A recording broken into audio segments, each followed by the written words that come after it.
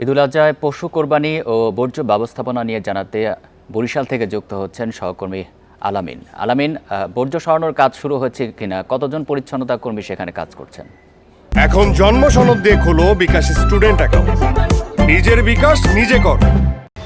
জি, আসলে বরিশালে কিন্তু দুপুর 2টা থেকে কিন্তু এই শহরের যে 30টি ওয়ার্ড রয়েছে সেখানে বজ্র যে ব্যবস্থাপনা সেগুলো কিন্তু আসলে পরিষ্কার পরিচ্ছন্নতা কার্যক্রম কিন্তু ইতিমধ্যে সিটি কর্পোরেশন থেকে শুরু হয়েছে।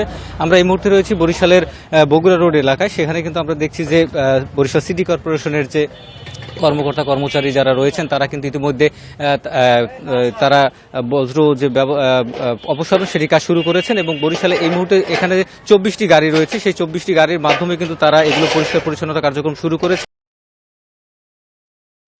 এই কাজের সাথে নিয়োজিত রয়েছেন। এর পাশাপাশি কিন্তু বরিশালের যে 30টি ওয়ার্ড রয়েছে সেই 30টি ওয়ার্ডই কিন্তু এই 24টি গাড়ি এবং এখানে যে পানি ছিটানো এবং ব্লিচিং পাউডার ছিটানো সেই কার্যক্রমটি কিন্তু ইতিমধ্যে তারা শুরু করেছেন এবং আমরা দেখেছি যে ওয়ার্ড ঘুরে কিন্তু তারা এই কার্যক্রমটি পরিচালনা করছেন এবং যে ময়লাগুলো ইতিমধ্যে জমেছে সেগুলো কিন্তু তারা কিন্তু সেগুলোকে পরিষ্কার করছেন। এছাড়া কিন্তু আমরা এখানে পরিচ্ছন্নতার যে কর্মকর্তা রয়েছে তার সাথে কথা বলেছিলাম।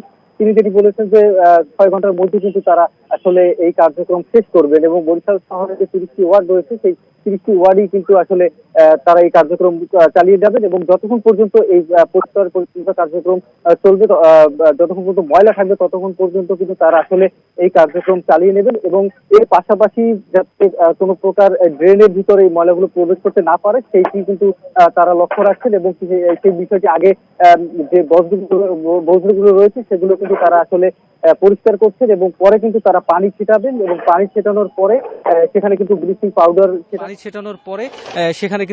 পাউডার ছেটানো হবে এবং সেই ব্লিচিং পাউডার ছেটানোর মধ্য দিয়ে কিন্তু এখানে যে পরিষ্কার পরিচ্ছন্নতার যে কার্যক্রমগুলো রয়েছে সেগুলো তারা পরিচালনা করবেন।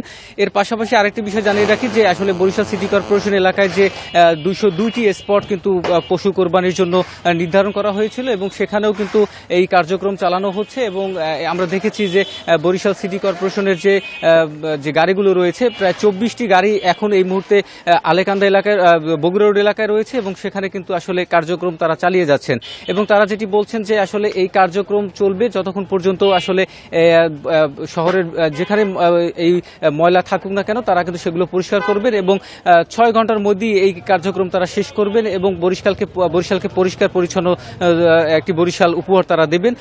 সেক্ষেত্রে বরিশালের যে সিটি কর্পোরেশন এলাকার যে কর্মকর্তা কর্মচারী রয়েছেন তারা কিন্তু নির্লজ্জভাবে কাজ করে যাচ্ছেন, তবে কেউ যাতে এই কোরবানির যে পশুর যে ময়লা আবর্জনা যেগুলো রয়েছে সেগুলো যাতে ড্রেনের ভিতরে না ফেলে সেগুলো কিন্তু লক্ষ্য রাখা হচ্ছে।